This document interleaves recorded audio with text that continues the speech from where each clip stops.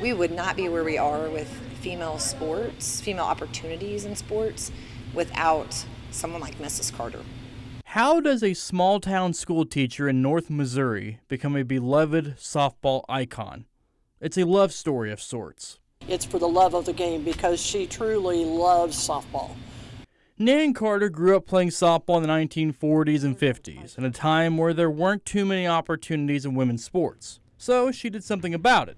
In 1961, Carter created a fast-pitch program known as the North Missouri CTs, winning 7 state championships with 8 runner-up finishes to boot, and the CT Timers, her 35 and older squad, winning 2 national titles.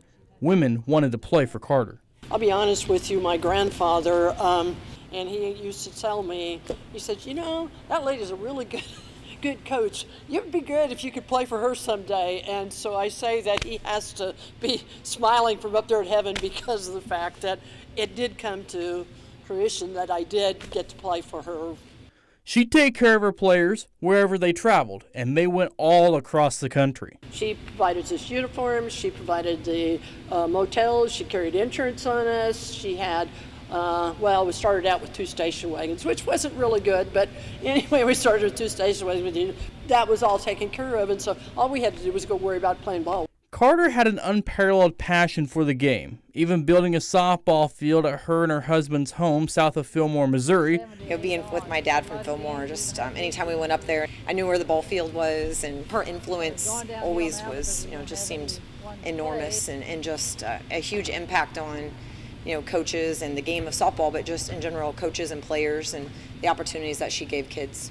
And with the example she set, it's encouraged generations of women to pursue their own dreams too. She was so supportive of women and tried to promote women in sports, no matter what sport you're talking about. They were just great at promoting young women opportunities, and I think that's important, that we probably take some of those things for granted.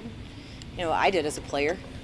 I do as a coach at times, but I feel like there's that sense of leaving the game better than we got it. It's been more than 60 years since she started her softball program. And in 2007, Carter spoke with KQ2 about those softball teams and all those memories she made with those girls over the years. I hope I made a little difference in a few lives, and I hope that somewhere I helped someone a little bit. Besides family, nothing really matches up for Carter like softball. That is, unless you're talking about her girls. She always talks about the girl, even now when she's having memory issues and stuff, if she's trying to say anything about that, I had such good girls. I met Miss Carter through my family with my grandma playing for so many years, and then my aunt and my dad. And she's always been like an icon in softball, and everybody knows Coach Carter.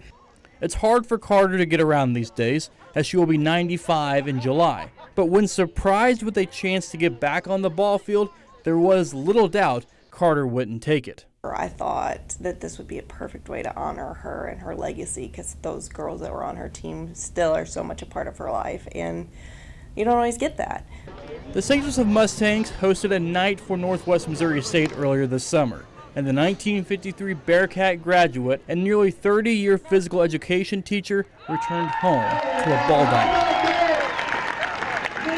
She needs recognition because she won't toot her own horn. She won't say things about herself, but she has done so much for the girls in the area. Hundreds of wins, walls full of trophies and honors. Nan Carter will always be known as a winner in softball, but her true wins can never be measured by what happened on the field. It's by what she's done for so many women over the years because of her love for the game. It was so neat to just step back on Saturday and watch her team be out there with her, and they were cheering her on like she always cheered them on, and so that was so neat to see that. When people say it's just a game, it's not just a game. It was opportunities that she built leaders.